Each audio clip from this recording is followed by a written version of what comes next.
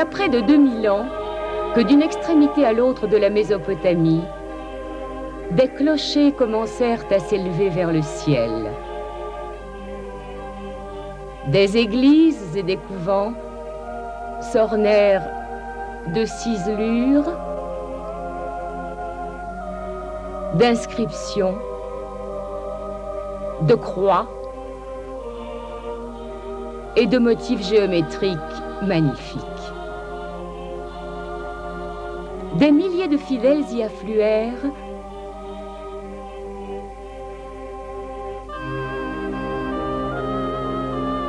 dans le rayonnement des cierges et les effluves de l'encens. C'est ainsi que d'un grain de sénévé, d'une parcelle de levure, d'une perle, le christianisme grandit dans le pays.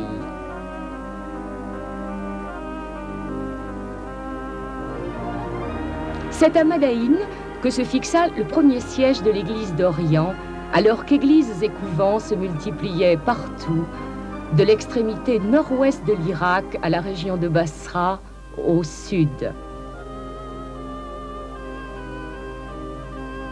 Leur facture ressemblait à celle des anciennes constructions d'Irak, celles de Sumer, d'Akkad, de Babylonie et d'Assyrie, dans un esprit remontant aux origines de l'Orient. La langue qui y était employée se cristallisa dans le syriaque d'Édesse, une des branches de l'araméen, langue du Christ et des apôtres. Quant à leurs rites et leurs chants, ils émanaient de l'aube de la civilisation en Mésopotamie.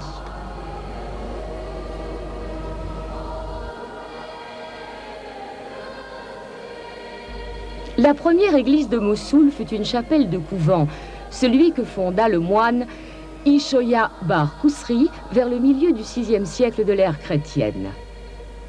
Elle devint ensuite une église et enfin un siège épiscopal quand la forteresse de Mossoul prit l'ampleur d'une ville. Entre cette époque et l'année 1964, on lui adjoint 3 autres lieux de culte sous le patronage des saints Georges, Kyriakos et Jean. Il y reste des éléments anciens tels que des pièces de marbre gravées d'inscriptions dont certaines sont abbassides, des ciselures et des niches datant de l'époque atabaque.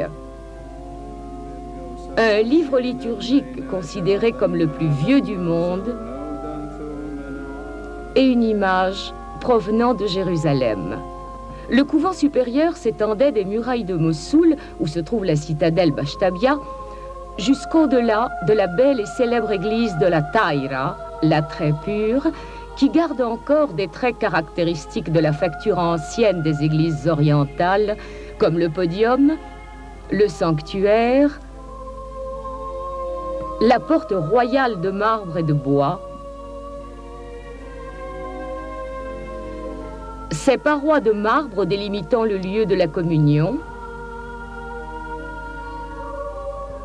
les fonds baptismaux, les niches des croix renfermant des reliques de saints, les frontons et les colonnes dont la décoration rappelle les magnifiques tapis que l'on tissait à Mossoul à l'époque jalilienne.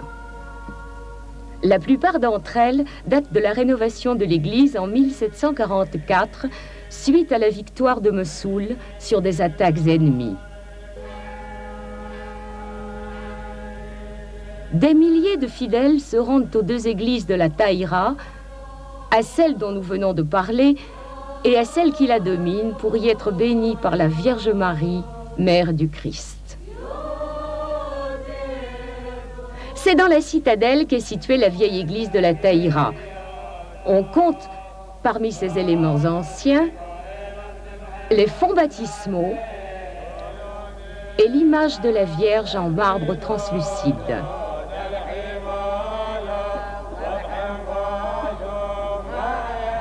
À ses côtés se trouve la cathédrale syrienne catholique et l'église arménienne, qui toutes deux furent édifiées au siècle dernier.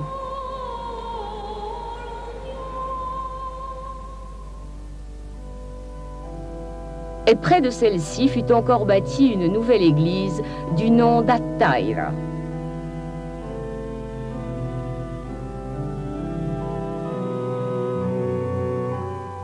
À Mossoul également, dans le quartier Khazraj, on éleva avant 770 une église en l'honneur de saint Thomas. Elle fut rénovée en 1744. Ses portes sont décorées de très belles ornementations et on peut voir à l'intérieur des dessins représentant des apôtres et des saints, ainsi qu'une niche renfermant les reliques de saint Thomas, apôtre de l'Orient. À côté d'elle se trouve l'église syrienne catholique, elle aussi sous le patronage de saint Thomas et datant du milieu du siècle dernier.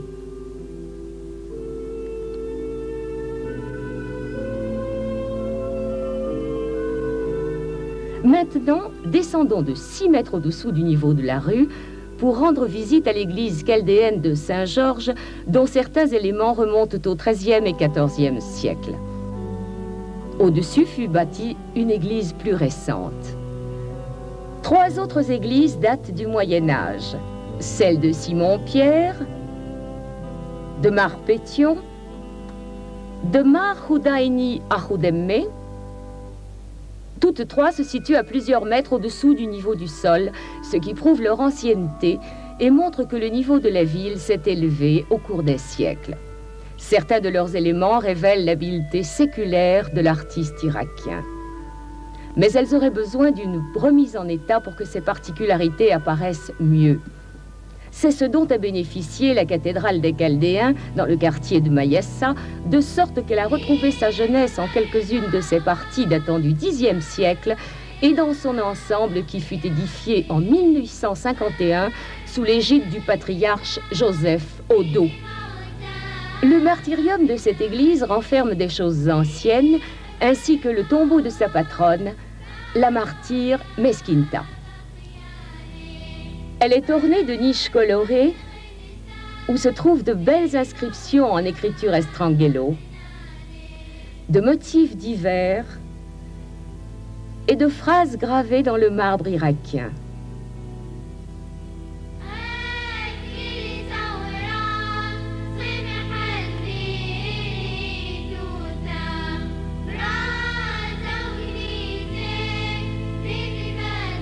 À ses côtés, la résidence épiscopale se fait gloire de posséder une série de tableaux représentant les patriarches chaldéens, outre des objets anciens et des manuscrits rares. Des fouilles récentes ont mis à jour le niveau primitif de la ville de Mossoul lorsque fut remise en état l'église latine dans le quartier de l'Horloge. Il s'est alors avéré que la ville s'est élevée d'1 mètre chaque siècle et demi, de sorte que son niveau a monté de 9 mètres en l'espace de 1400 ans. Quant à l'église latine actuelle, elle remonte à 1866 et la tour de l'horloge à 1882.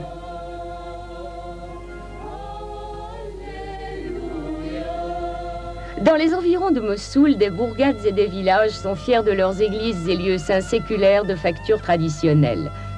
Ainsi Telkef, Batnaya, Teleskov, Alkosh, Bartolla, Karamles, Karakosh. Les couvents aussi sont nombreux dans le district de Ninive. Le premier qui attire nos regards est celui de Saint-Georges, établi sur une hauteur au sein d'une chaîne naturelle de tels sur lesquels les gens viennent en promenade. Il ne manque pas alors de passer par le couvent pour y recevoir la bénédiction du héros et martyr, le chevalier intrépide qui transperce de sa lance le dragon des forces du mal et lui arrache des dents la pure jeune fille de la foi. Près de lui, sur la rive droite du Tigre, le couvent de Saint-Michel est situé sur une éminence surplombant le fleuve. Il remonte au IVe siècle et il fut habité par des centaines de moines. Une école y fut fondée dans laquelle s'illustrèrent des savants, des écrivains et des gens renommés. À l'est et à peu de distance des ruines de Nimrud, on fonda le couvent d'un autre chevalier, Mar Benam, qui, avec sa sœur Sarah et 40 compagnons, reçut le baptême des mains du moine Mati.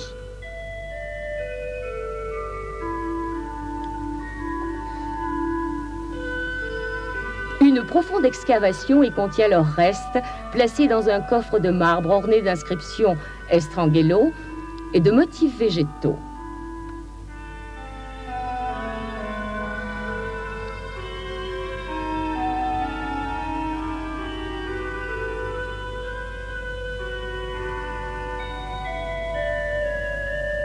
L'église de ce couvent date du début du XIIe siècle.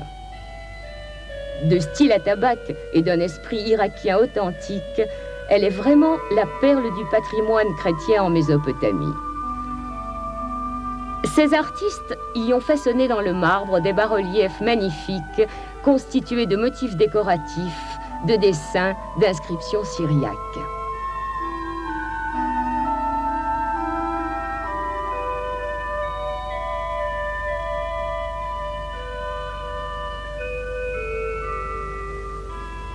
Le couvent est fier de posséder une des plus importantes bibliothèques du pays, dans laquelle se trouvent par centaines des manuscrits syriaques et arabes, ainsi que des livres anciens. Sur le flanc du mont Makloub s'accroche le couvent de Marmati, moine du IVe siècle.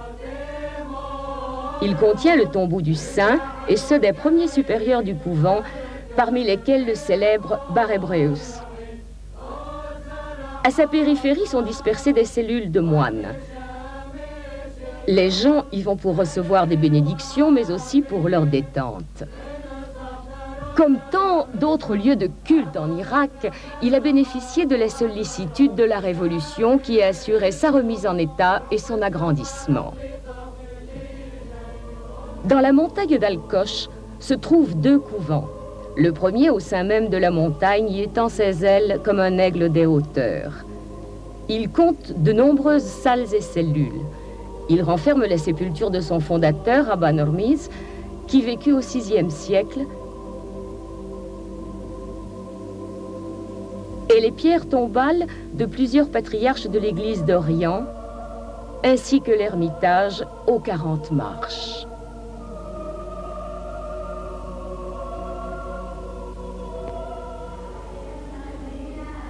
Au pied de la montagne et un peu à l'est du village d'Al-Koch se trouve le couvent de Notre-Dame des Semences, qui fut construit au milieu du siècle dernier pour être le couvent principal des moines chaldéens.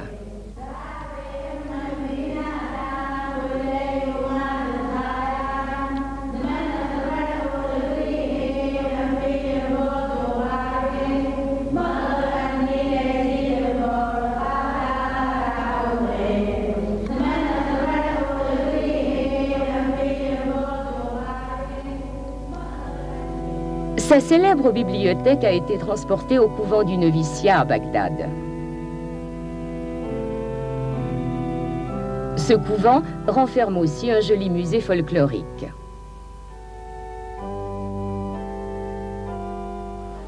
Bagdad a connu au cours de son histoire glorieuse de nombreuses églises, dont les plus anciennes sont la vieille église, celle appelée d'Arta, celle de Martoma, de Notre-Dame et celle du couvent de Smalou, cependant que les couvents se multipliaient à sa périphérie. À l'époque moderne aussi, Bagdad compte de nombreuses églises. Tout d'abord, l'église de la Vierge dans le quartier de Maïdan. Son niveau est inférieur à celui de la rue, ce qui prouve son ancienneté. Elle fut construite en 1838. Au-dessus de son autel se trouve un tableau de la Vierge Marie. C'est aujourd'hui un lieu de pèlerinage bien connu dont s'occupent les Arméniens orthodoxes. On trouve une autre église dédiée à la Vierge Marie dans le quartier d'Aktad Nassara, l'ancien quartier chrétien, celle des Syriens catholiques. Elle fut inaugurée en 1863 et se distingue par les décorations de ses briques et par ses arabesques. L'église latine donne sur l'avenue des Califes. Son dôme dialogue avec le minaret de la mosquée des Califes. Elle fut édifiée en forme de croix en 1871. On peut y voir la pierre tombale du savant père Anastase Marie El Carmeli. En ce moment, elle est prêtée aux coptes orthodoxes égyptiens pour leurs célébrations religieuses. La cathédrale du patriarche chaldéen de Babylone se trouve elle aussi dans le quartier d'Aqtab Nasra. Elle est connue sous le nom de Notre-Dame des Douleurs et elle fut inaugurée en 1898 après que divers architectes irakiens eurent collaboré à sa construction durant 10 ans. Elle peut recevoir 1500 fidèles. S'y trouvent des pierres tombales importantes, comme celle des patriarches Joseph Hormiz et Abdishur Hayat.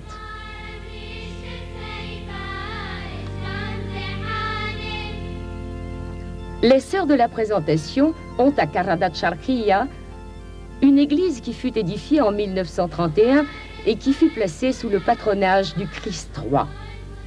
Près d'elle se trouve le couvent de Saint-Raphaël.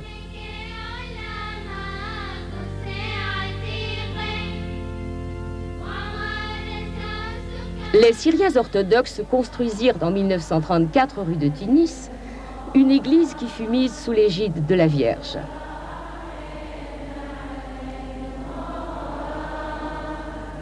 Ils en édifièrent une autre somptueuse rue de la Sinaa, dédiée aux apôtres Pierre et Paul, et surmontée d'un dôme élégant en forme de tiare ecclésiastique orientale.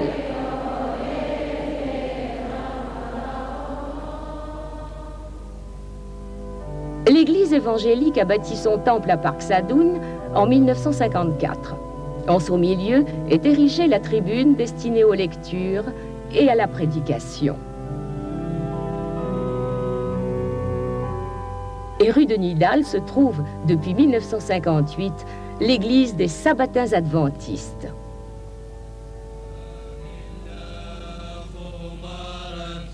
L'église chaldéenne Saint-Joseph est fière de son clocher élevé. Elle peut contenir plus de 1000 personnes. Elle abrite les tombeaux de 2 savants, le patriarche Joseph Hanima et l'évêque Sleiman Sayer. Elle fut inaugurée en 1958.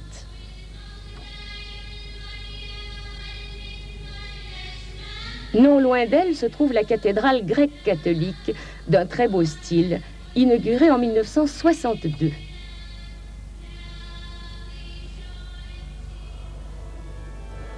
À El-Ouia, la cathédrale latine Saint-Joseph contient de belles inscriptions koufiques reproduisant des versets de l'Évangile.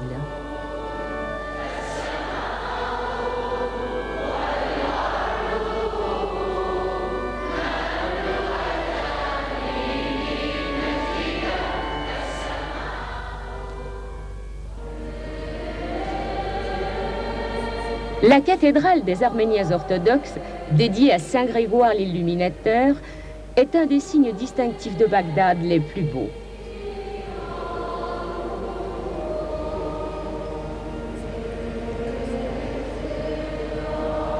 Elle fut inaugurée en 1956.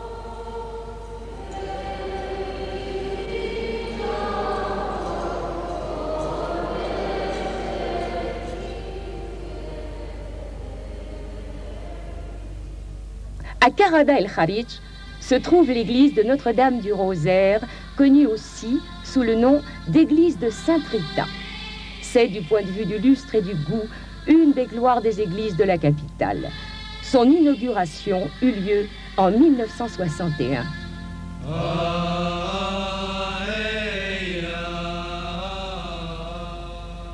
À Karada s'élève aussi la cathédrale syrienne catholique Notre-Dame du Bon Secours, construite en 1968 en forme de navire dont la voile serait la croix du Christ. À côté d'elle se trouve la résidence de l'évêque.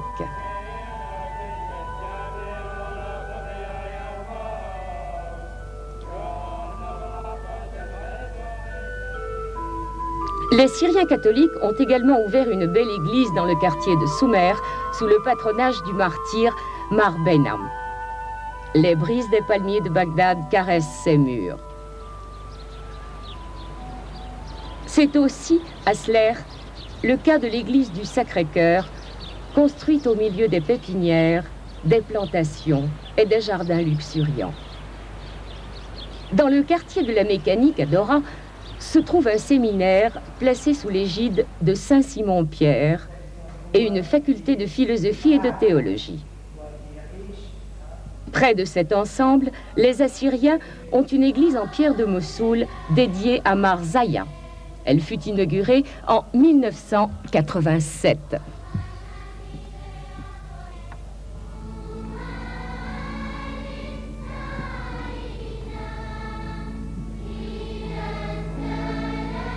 Des dizaines d'autres églises à Bagdad, dans les autres villes, dans les bourgs et les villages du pays, dialoguent par leurs coupoles et leurs clochers avec les dômes et les minarets des mosquées.